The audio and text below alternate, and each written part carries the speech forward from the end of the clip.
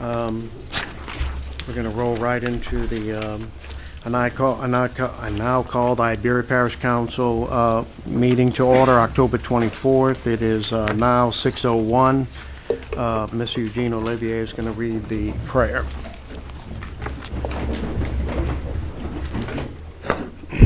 Let's all recite the Lord's Prayer, please. Our Father, who art in heaven, hallowed be thy name. Thy kingdom come, thy will be done, on earth as it is in heaven. Give us this day our daily bread, and forgive us our trespasses, as we forgive those who trespass against us.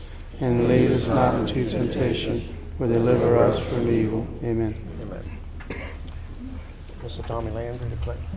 Pledge allegiance to the flag of the United States of America and to the republic for which it stands, one nation, under God, indivisible, with liberty and justice for all.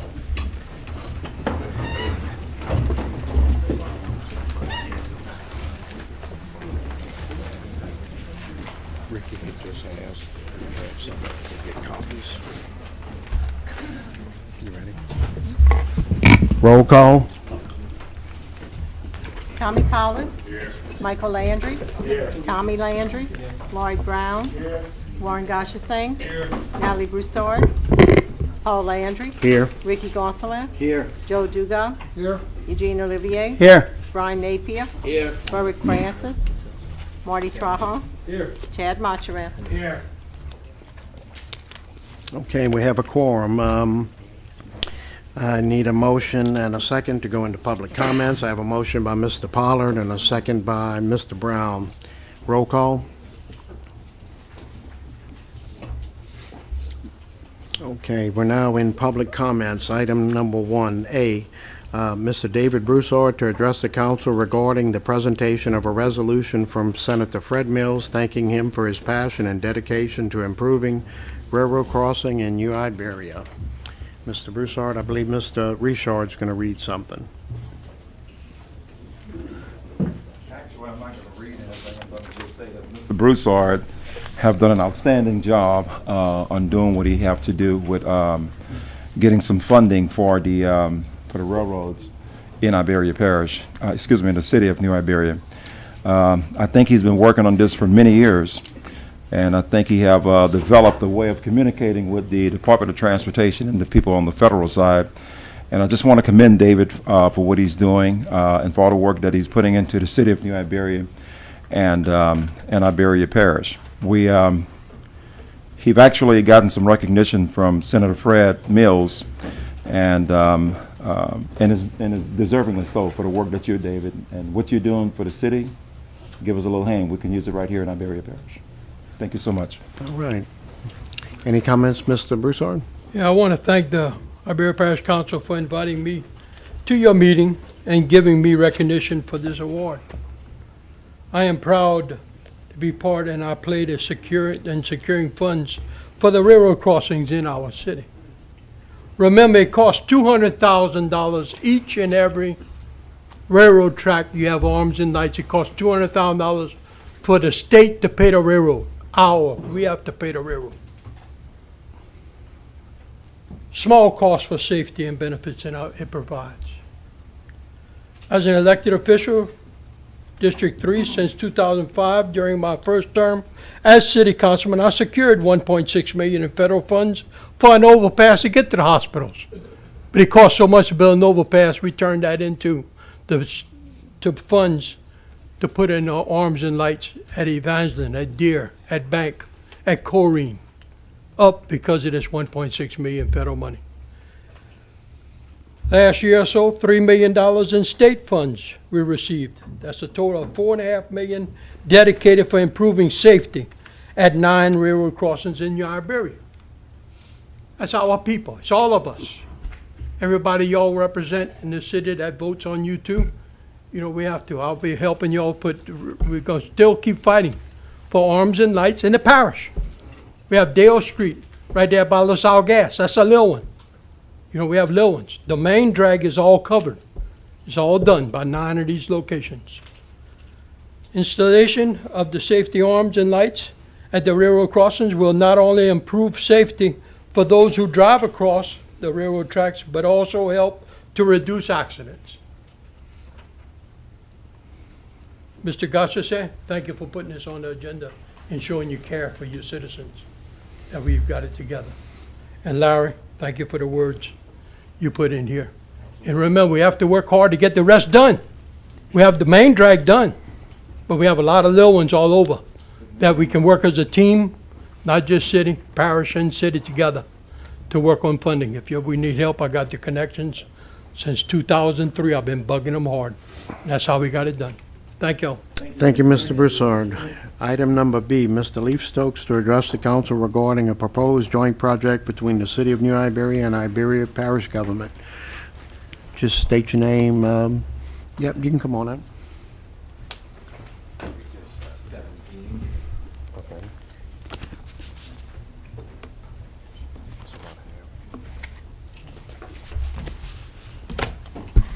Okay, good evening.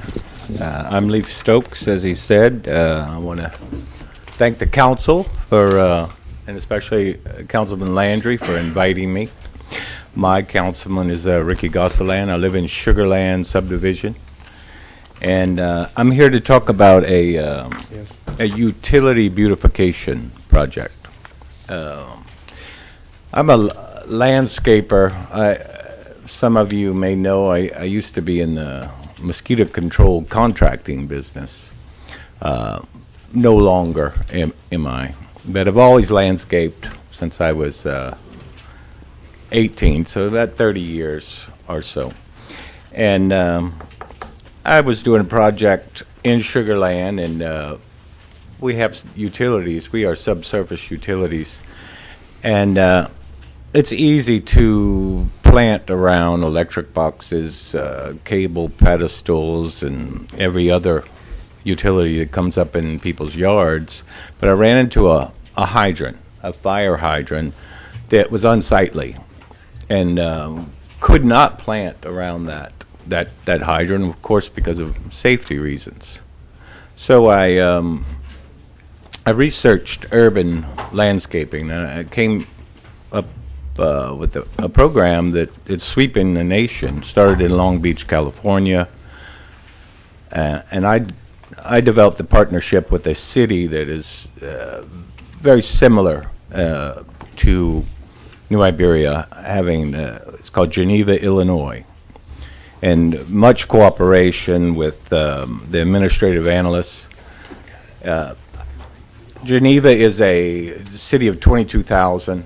It has the Fox River that runs right through the middle of it, just like Bayou Teche, very similar in population. And he told me about a program called Art on Fire. Okay, it is getting, you may look in your packages, the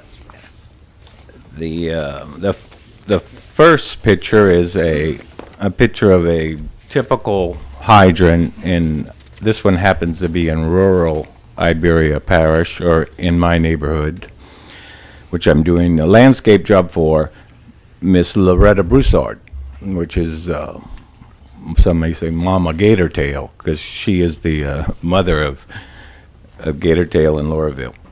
And she didn't like the hydrant, so we got an artist to paint it. And you may see, well, the second picture is one of your own hydrants at the fire station, Avery Island Road and Center Street.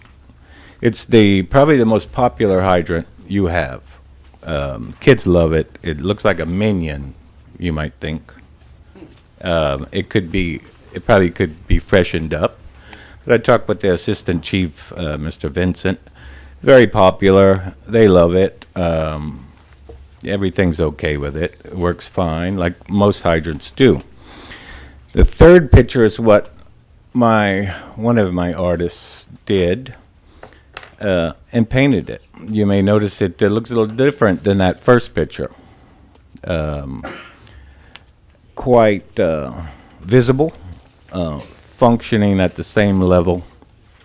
And so I thought everything's great. Everyone's happy. Miss Loretta's happy, neighborhood's excited. I'm gonna move on. We have 8 hydrants in Sugarland. Okay, we average, our bill to LOCO is $49,500 with 8 hydrants. So the 2 hydrants that I had painted, after hearing from a local employee that it was it wasn't allowed, that was not allowed to paint hydrants. And so I said, okay, let me call LOCO, and I did. And I moved through the system. Finally, I got a call back from the local manager, I think Mr. Fowler, and he told me I can't do it. Various different reasons why. So he told me to call corporate. LOCO corporate is in Baton Rouge. They do not sell water in Baton Rouge. But that's where their corporate headquarters are. So I went through PR department to the CEO, which is Billy Egerton. No return calls. I didn't give up. Finally, I got a call from Mr. James Brew, which is the regional manager representing corporate, and invited me to a meeting at the headquarters of LOCO on Main Street, where they do the water, where the water tanks are and everything. So he told me that he appreciated it, but I got to stop doing that. I cannot do it. And I said, okay, I will not do it anymore. No more paint on your hydrants. But why? He had some various reasons why. So I came home from work Friday, and the 2 hydrants were painted back over. The other 6 remain the same, unsightly. Nobody wants this in their yard. Okay. I don't know if you go around and notice hydrants. Most people don't, but they're everywhere. They probably have 1,200 in this area. We have a fire code in Iberia Parish. Our fire rating is a 5, 1 being the best, 10 being not meeting minimum standards. So we went from there to excuse me. I'm passionate about it because Iberia Parish has a chance here, and the city of New Iberia, with full support of Freddie DeCourt. He also called LOCO and got turned down on it. If you notice, Freddie is fairly progressive, and he's moving the historic Main Street district, which he was able to get funds to wrap utility boxes, graphic art with a timeline. If you go down Main Street, you'll see it. It runs from old Trappe property to Jefferson Street. And CLECO allowed that because there was no reason why they couldn't. But I, for the life of me, cannot figure out why LOCO will not do it. There's another thing that happens with, if you notice fire hydrants, they have different caps. There's a cap and there's a bonnet. The bonnet is the body of the hydrant. So that was one of the reasons why they said you can't paint it that way, because a blue cap would be 1,500 gallons GPM, 1,500 gallons per minute or higher. That's the big boys. And then it steps down. Green, 1,000 to 15. Orange, which we have in our neighborhood. And if you look at that first picture, it's hard to tell what color that cap is. And of course, your hydrant on Avery Allen Road, it's got a red cap. Well, a red cap, according to the National Fire Protection Association, that would be 500 gallons or less per minute. And that hydrant is got much more gallons per minute than that. But when a firemen respond to a fire, they hook up to what they got, okay? They take what they can get. They want to put out the fire. I've talked to the fire department. they're for it. They love the idea. Their number one complaint is not being able to find hydrants. When they respond to a fire, they don't know where the hydrants are. They're unsightly, they're shaded, they're discolored. So they have to look around while possibly a fire is getting out of control. So this program, let me tell you about this program. It will take, it's free. The only thing the artist is looking for is, like any other artist, response from their art, okay? And if we, or a government body, or the performing arts community, the artistic community, which are all in support, they would designate hydrants. Artists would submit designs. That committee would decide what design is appropriate for the area where the hydrant is placed, and they would award the artists. I've talked to Sherwin-Williams, and they've given me paint. They're participating in this idea. Okay, just today, I have great news.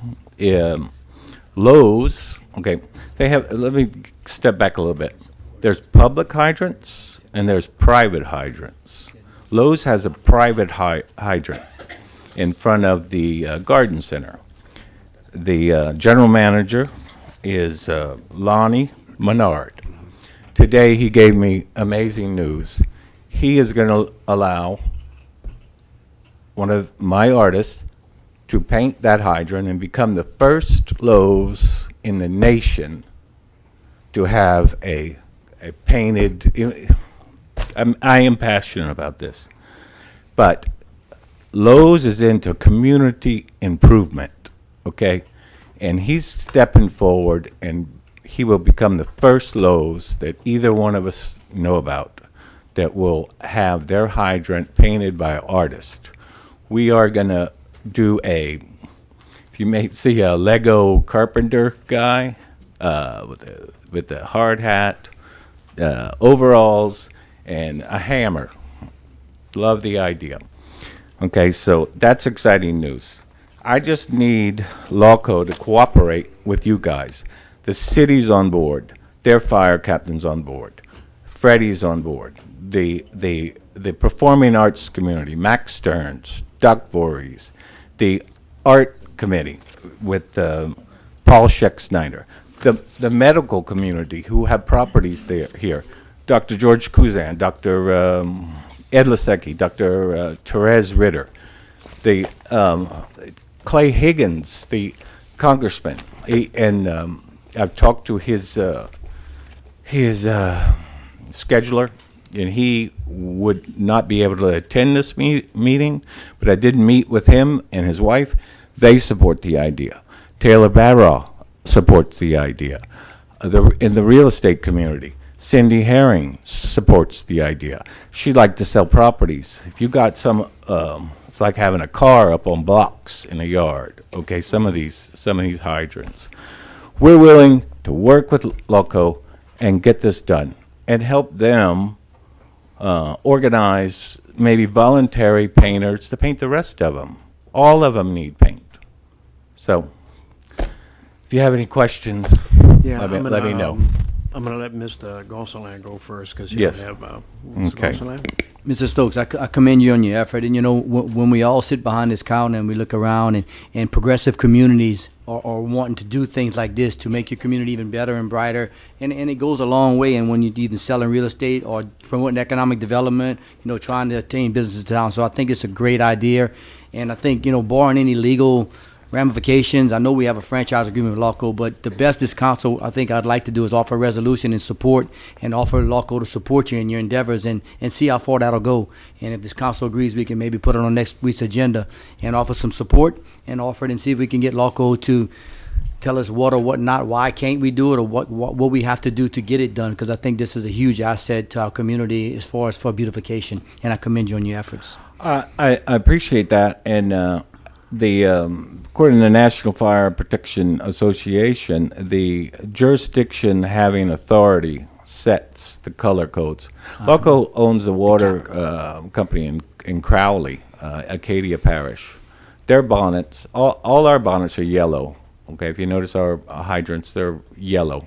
Okay, theirs are all red. So when LOCO bought the water company, they bought Iberia Parish Company. CLECO owned it in 1983. So they just went with a community standard. It was yellow, let's just keep it yellow. Okay, when they got Acadia, it was red, let's just keep it red. No rhyme or reason, just, hey, let's do that. Okay? Another excuse, well, maybe not excuse, but a reason for not doing it is because it was going to affect our fire rating. Okay, and that determines homeowners insurance. Okay, so that sounded pretty serious.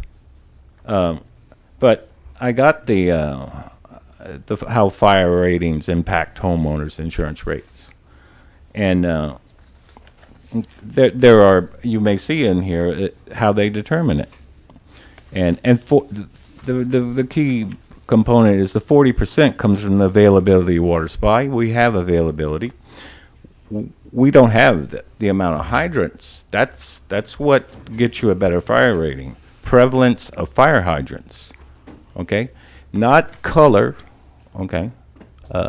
Just prevalence of hydrants. That's how determined homeowners insurance is determined. But I do think that you are the jurisdiction having authority, where we can work with LOCO and to better this community. The response that you see in there from Geneva, Illinois, is outrageous. These are all geotagged, which is a great system, and I'd love to talk to your GIS person about tagging these hydrants. So when there is a fire, and they have to respond, the operator knows exactly where to go, exactly where the hydrant is. And this program does guided tours of hydrants. That's great for tourism. You as a governing body, you can give back to the citizens. This is a great way for the government to work with citizens. Okay, I was going to invite the supporters of this program, but I was talking with Paul and asked him what the seating capacity is in here, and told me 50, 60. So I decided that maybe it would be better to invite the opponents. So I did invite Mr. James Brute, who's the regional manager speaking for corporate, to the meeting. I don't know if he's here, but I would love to hear more reasoning about that. Okay? Well, thank you. And I'm like Ricky, I'm in full support of this, so I think Ricky's going to run with it, and we'll make sure he keeps on top of it. Well, thank you for giving me your time. I really appreciate it. Have a Thank good you, evening. Mr. Stokes. Now we're going to move on to item number 2, comments from the general public on agenda items. A, persons being considered for appointment to the parish boards of councils to address the council. Anybody applying for a board or commission to? I'm applying for the Communications Board. Okay, say your, My name is Carl Michael Barnett. okay, I'm a major with the New Iberia Police Department. Been in law enforcement for over 20 years. Worked under 3 sheriffs and 2 chief of police at the city of New Iberia. And understand a spot has become available. Someone has dropped off, and the spot is open, and I am applying.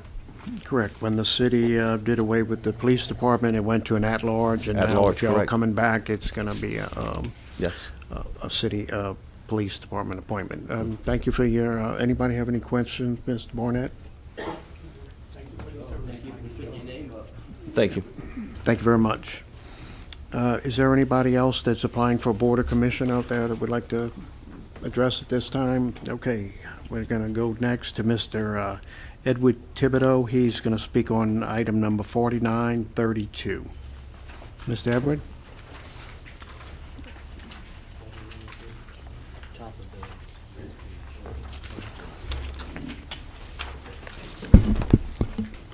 Well, Mr. President, Mr. Chairman, thank you for allowing me this time. And board members, we certainly thank you and appreciate all the hard work you do for the parish. My name is Edward Thibodeau, and I live on 114 Candle Glow Drive. And we petitioned the Planning Commission way back in February of last year, abandoning the right-of-way that's between my house and Mr. Lightfoot's house. Originally, they gave Mr. Dugas 6 months to come up with a plan as far as building a road. To this day, we haven't seen that. And I kind of asked myself, I believe the lots, he has like 6 lots behind in the same area as my house. And I believe it's $10,000. That's what he was going to sell the lot to me for, $10,100 something dollars. And in that, he had already divided the 60-foot right-of-way on the backside, where the only thing we would have to do is petition the council or the planning commission to let us have that land. Well, we haven't. That's why we're here tonight, because the planning commission turned us down. And we sort of feel we've been taking care of the property all this time. And originally, going back to when he was going to sell the property to us, we were going to go to close. So if we'd have closed on the property, then we wouldn't be here tonight. But he found out they had a right-of-way and he couldn't sell us the property. So that pushed it back further. So that's the reason why we're here tonight. Like I said, if we'd have bought that property back then, there would have been no question. And as far as building a road, I believe the cost of building a road to standards of the parish is going to outweigh the cost of the property. And again, I thank you for listening to me, and I wish you well in your endeavors. Thank you. All right, well, thank you very much. Just let me interject before I call the next person. My work wife, Miss Brenda, had to remind me that there's a 3-minute speaking time, and there's a clock up on the calendar. The next up is Mr. Roland Priu, and he will also be speaking on 4932. Mr. Ronald? Yes.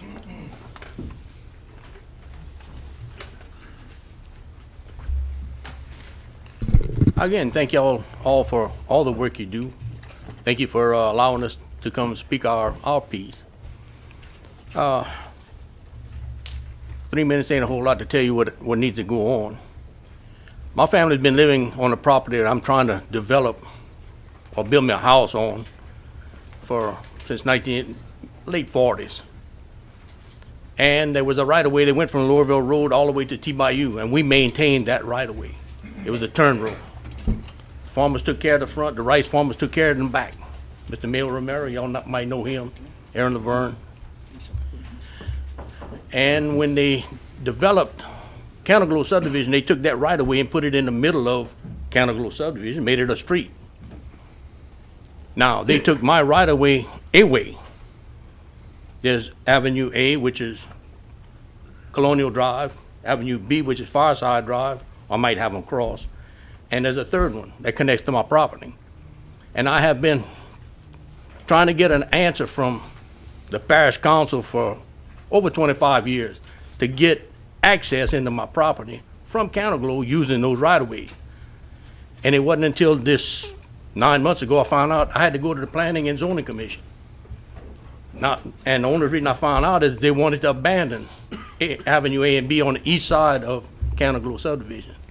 I don't need it abandoned, I need a right-of-way. My sister has a front property on Louisville Road, and it goes about the halfway of the big old barn that has a hole in the roof. It goes that far into the pasture. So my only access, I use her property, but if her daughters build on the front part, I'm out of luck. So I'm looking for a right-of-way into my property from Counterglow. And, you know, I don't know what else to go. I'm at wit's end. I'm at the point right now, I just want to sell the whole doggone thing and just go move on, and I really don't want that. You know, so I don't know what else to do. Hopefully y'all can point me in a better direction, you know. And I appreciate y'all. Okay. A whole lot. Thanks a lot. Thank you very much. Next up is going to be Mr. Steve Myers. He'll also be speaking on 4932. State your name, please. Name is Steve Myers. I own the house at 201 Candle Glow, which is the Avenue A that we're wanting to get abandoned. I've been there 30 years. Me and the neighbor across the lot have cut that property. Parish has never stepped foot over there, has never cut it. We've taken care of it for 30 years with no problems. Ms. Priu says he would like to build a house. John Raines told him in February, you have 6 months, show us some drawings, what you plan to do. And he still has not come up with anything. In fact, back in 2011, 2012, he wanted to sell that property to Mr. Ricky, what was his name? Yeah, to do mobile home, which y'all stopped, thank goodness, because of the flooding that we already have on Interlude and the back half of it, of Candle Glow. If he really plans on building something, I'd like to see some drawings. He's never come up with anything, so I think it should be abandoned. Thank you, sir. Appreciate it. Okay, thank you very much. Next up is Mr. Derek Dugas, and he's also speaking on 4932. Hello, my name is Derek Dugas. I own the property behind Candle subdivision that I have plans to subdivide. I did talk to all the owners on the west side, and they all agreed preliminary to get a bigger backyard. If this was to sell and they all got a bigger backyard, then Mrs. Lightfoot and Mr. Thibodeau would honestly, they would join their back property together, then Avenue A can get rid of. But if they do not buy the property, then I still need access into the property. I do have a 30-foot right of passage from Louisville Road that is in the process of getting abandoned due to petition of non-use. Because if I have this right-of-way right behind their house, coming from Louisville Road, that ingress and egress 2,200 feet, then I could never sell the property. I do not live in Iberia Parish anymore. I live in Opelousas. I've been owning this property since 2004. I did approach Mr. Thibodeau and Ms. Lightfoot and showed them a preliminary drawing of how the property would end and begin and where their lines would go, and they can absorb Avenue A.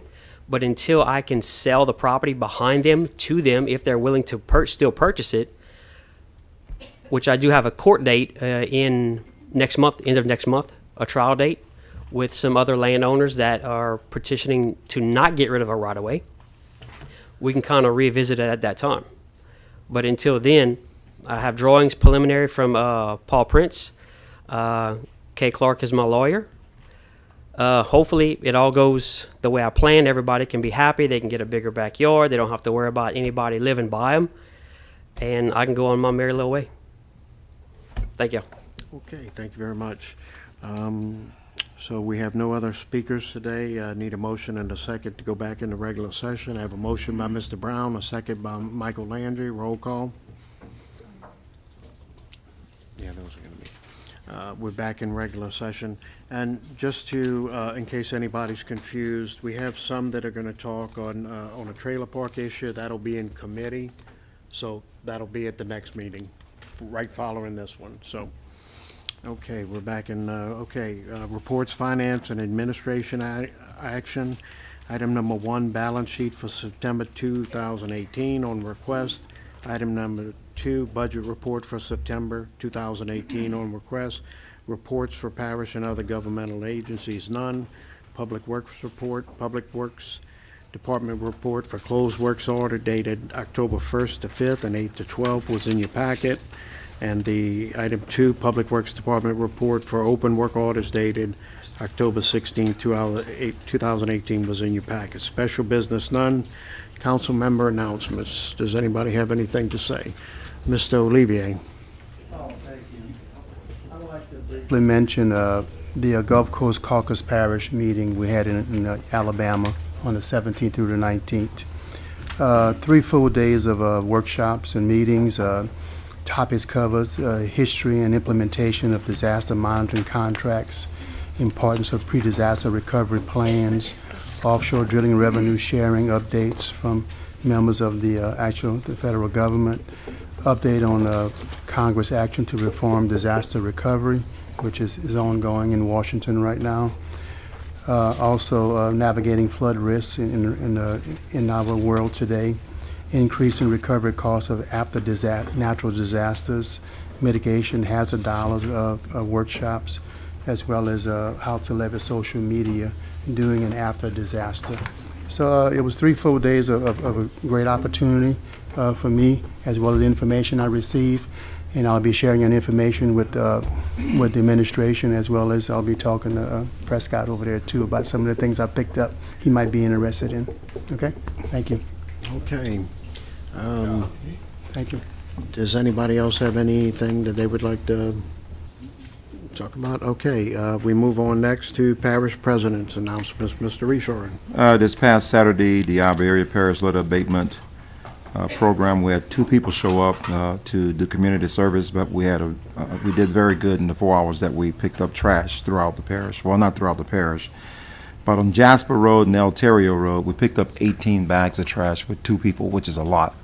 I mean, we normally have about 6 people, and we're picking up 18, 20 bags, but with 2 people, we were able to pick up 20 bags of trash. And that program has gone very, very well. We have a long way to go to get trash picked up in Iberia Parish. As you know, people have a tendency to throw a lot of trash around in this parish. Last night, I attended a town hall meeting that Brian Napier put on in District 11 in Olivier. It was a very, very good meeting. They had a lot of people there. We talked about issues pertaining to the State Department of Transportation with roads and drainage and ditches and speed limits and things of that nature. We talked about the sales tax that's actually on the ballot for right now for November the 6th. Very, very good meeting. Brian actually brought some food. I enjoyed the chicken and your boudin. It was very, very good. We're moving along pretty good with that. Talking about public works, from the 15th to the 19th, we did some culvert cleaning in District 9, District 10, District 12, and District 14. We picked up debris in District 3, 9, and 14. We had some downed trees that we had to pick up in District 9, 10, and 13. Roadside drainage was done in District 9, 10, 13, and 14. We're patching roads or patched roads in District 8, 10, 11, 12, and 13. We had some road repair work that was actually done in District 10, and we did some side booming on field ditches in District 5. We had some tree trimming that needed to be done. We did that in District 8 and 9, and we're doing in various districts front ditch side booming. So it's going pretty good.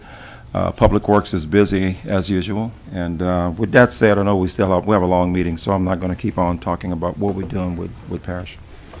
Any questions from anyone? We don't have any questions, Mr. Richard, but Thank you. to go a little further, actually, the election is November 6th, but right now we're in the process of early voting Yes. till next Tuesday, the 30th, except for Sunday. Yes. Thank you. So, yes, sir. So now we're on consent agenda items for public hearing and adoption. The next regular meeting of October 10th, 2018.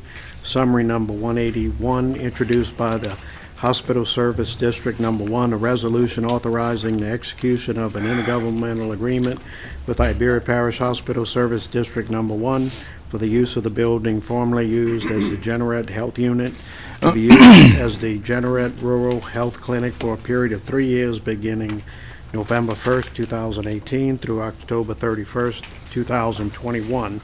Is there any of the items that anyone would like removed from the consent agenda? Seeing none, I need a... Yep, the minutes in that one. Okay, seeing none, I have a motion by Mr. Gonsalves, a second by Mr. Olivier. Roll call. Those motions pass. Moving on to ordinances, summary number 4932, introduced by the Regional Planning Commission, an ordinance denying the abandonment of Avenue A in Candlestick Park Subdivision, District A, all as requested by Karen Lightfoot Edward Thibodeau, Johnny Miller, and Steve Myers, and all as reviewed and denied by the Berry Parish Regional Planning Commission. I need a motion and a second. I have a motion by Mr. Olivier, a second by Tommy Landry. Mr. Olivier?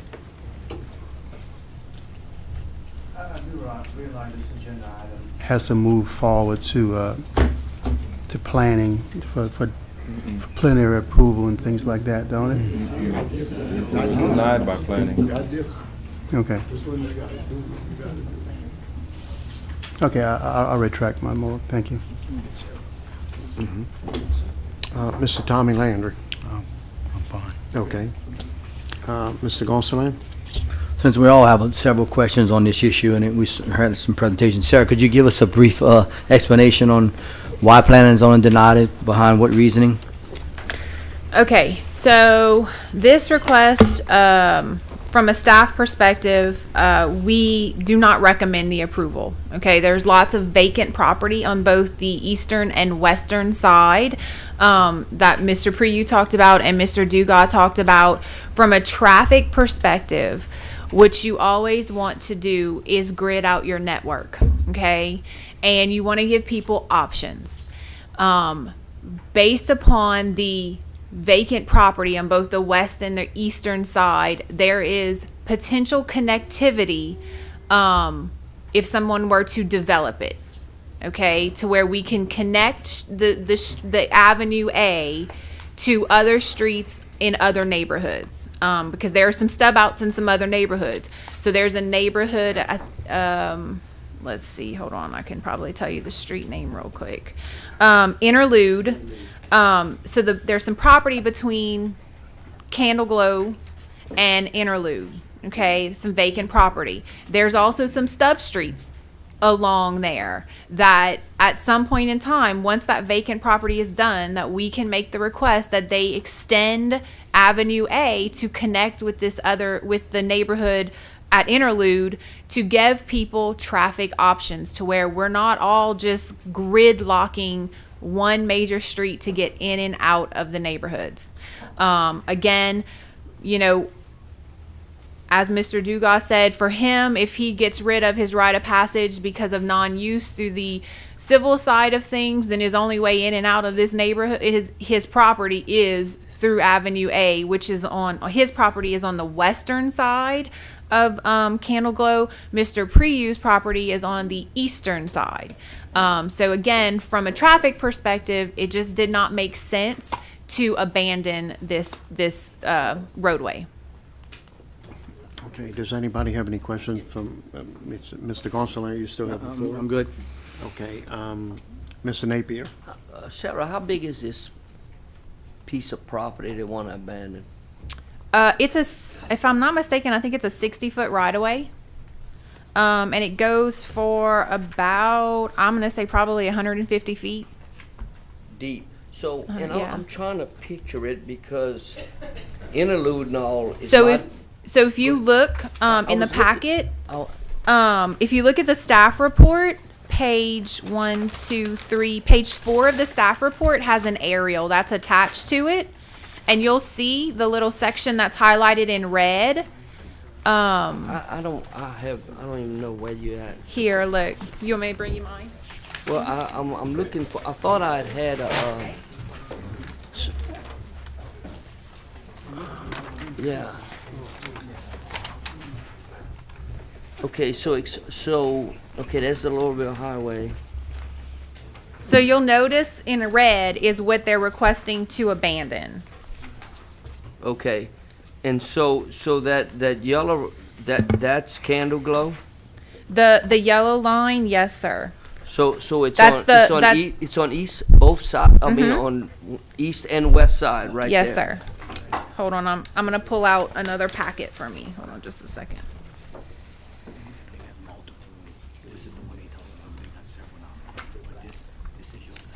Right. So I'm just trying to understand the whole process. So Planning and Zoning Commission denied the abandonment. Correct. Then it went to the committee, and it came out with a denial there. And so now 2 weeks ago it went for introduction, and now it's here for final. And your recommendation is same as the commission? Yes, sir.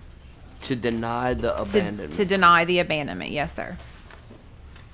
Okay, all right. That's what I was just trying to, Yes, sir. I think Ron's, what he's getting at, he's not really clear on what abandonment does to the right. Oh, okay. I can Yeah, so. yeah. Okay. So when you abandon the right of way, and you only have the authority to abandon public right of way. So as Mr. Dugas said, he has a private right of passage. When that is abandoned, you have to go to the civil courts to do that because you have to prove non-use and all this other stuff, right? So on the public side of it, on the public right of way, you guys as the legislative body for the government have the authority to abandon it. Now, what I will also tell you is state law also sets out some abandonment. And so how it works is that in this case, they have petitioned to abandon the right of way. If you were to abandon it, state law says that basically on a 60-foot right of way, 30 feet will go to one side of the right of way, 30 feet will go to the other side of the right of way. So it will then become private property to those individuals. okay. Yes, sir. That's, now I got it, okay. Yeah. Right. It's no longer for public use. It becomes someone's private property. It becomes their private Correct. property. Yes, sir. Right. Yes, Right. sir. Oh, okay. So Scott asked me to kind of explain to you guys why they have those what we call in the what we term in the traffic world stub streets. Those are which you see coming out of there. And again, and I'll just use that one because it's highlighted in your packet, the red. That's called a stub street. And what we do on the planning side of things, especially in the traffic world, is we'll say it's called a block length requirement. And so every so many feet, and it depends, when you get to your rural areas, the block length will be longer than in your, I'm going to say, more urbanized areas, right? And so whatever that, let's just say it's every 400 feet, okay? And look, when that subdivision was developed, I have no idea what it was. I'm just using 400 as an example. Okay. So what it's saying is between every 400 feet, you should have an intersection, for lack of a better term, or a stub street, right? Okay. So that way you are giving the people in the neighborhood options to get out, and they're not all having to go to the main road. So that's what those stub streets are for. And if you notice, there's an A, there's a B a little. You probably won't see it on there because it's not highlighted. But there's an A, there's a B, and then there's a C. What I will tell you is on the western side of Candle Glow, they have already abandoned Avenue B. So this this is the on the western side of things. Avenue A is it. There's no other, because Avenue B has already been abandoned. There's no other stub street. So in other words, what you're saying is if you wanted to develop A and go through, you can't.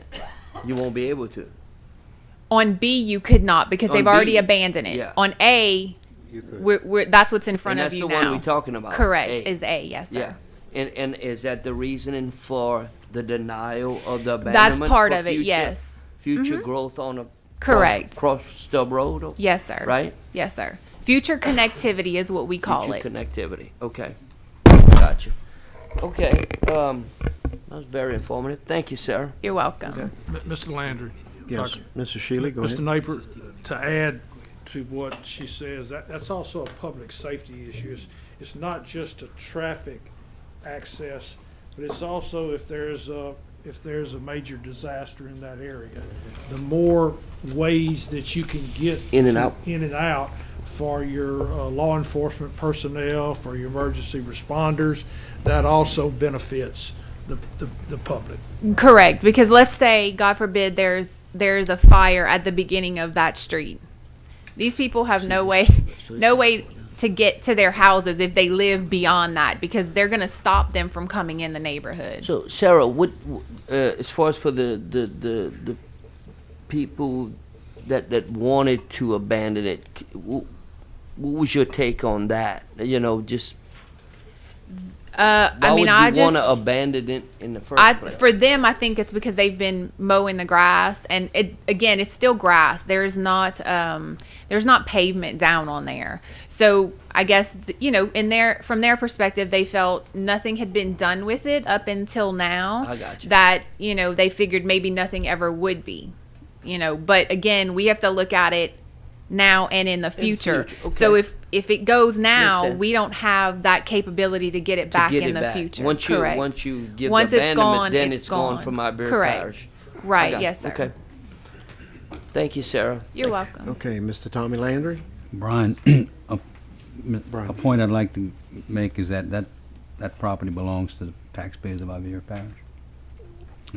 That's everybody's property in here, and giving that away is like, so that's a major consideration. The other thing is I'd like to thank you and commend y'all for zoning and planning, the reports we're getting now, and the detail to them makes our votes a lot easier and a lot quicker, except when we have a denial, which is another whole issue. But I just want to.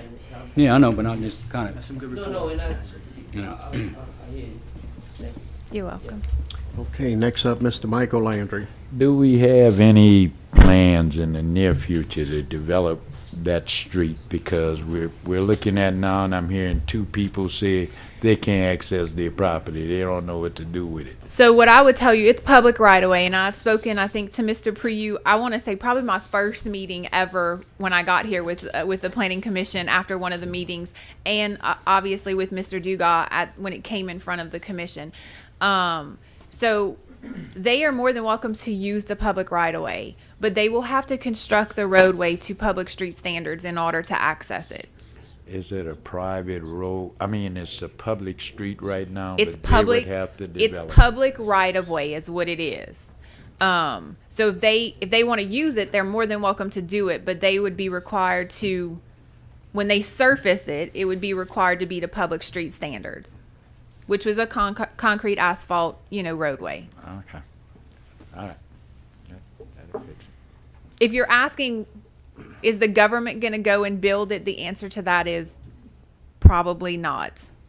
But the government needs to take care of that piece of property. No. Well, the landowners are taking care of it. No. That is a dedicated right-of-way. It's dedicated to the public for future use. And you have to think beyond just this particular subdivision, because you have two property owners with property that adjoin this subdivision, that they may also develop that property into a subdivision. And that particular right-of-way would then become very important from a planning perspective of being able to develop that property into residential property.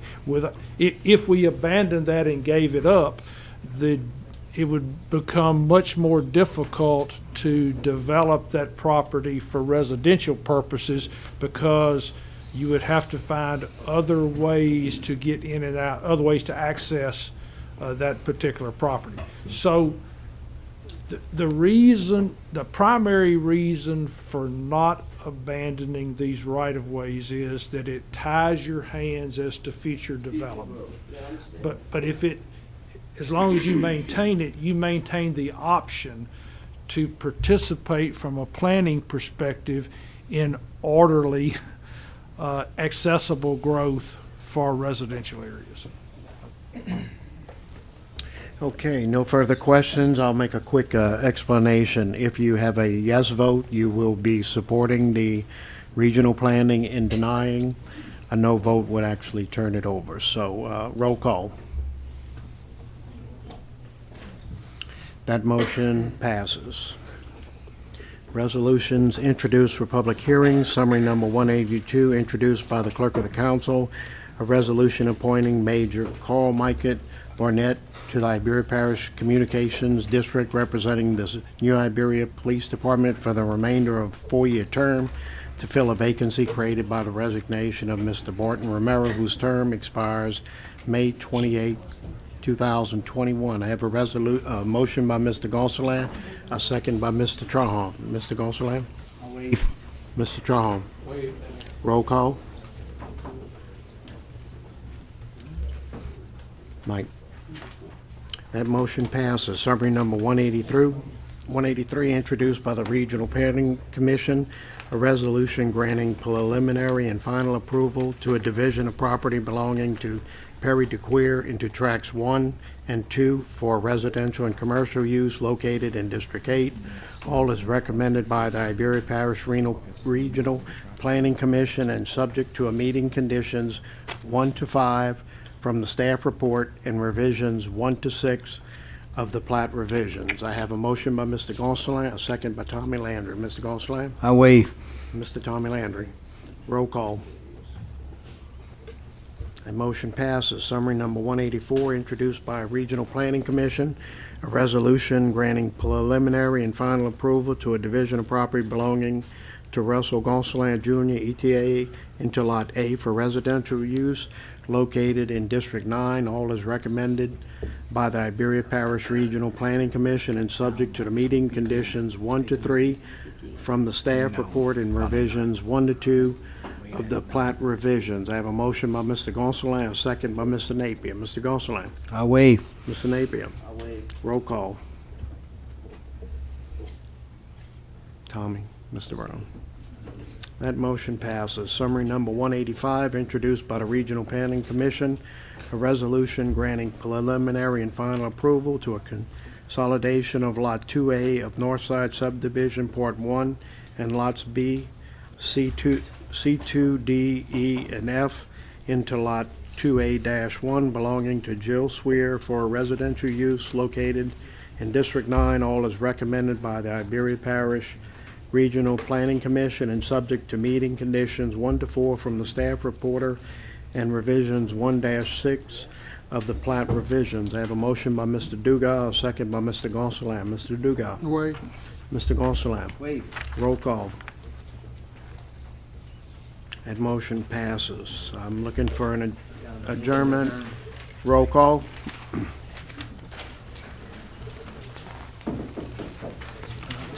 Tommy. Okay, we're going to go ahead and take a 5-minute break at this time, and we'll be right back.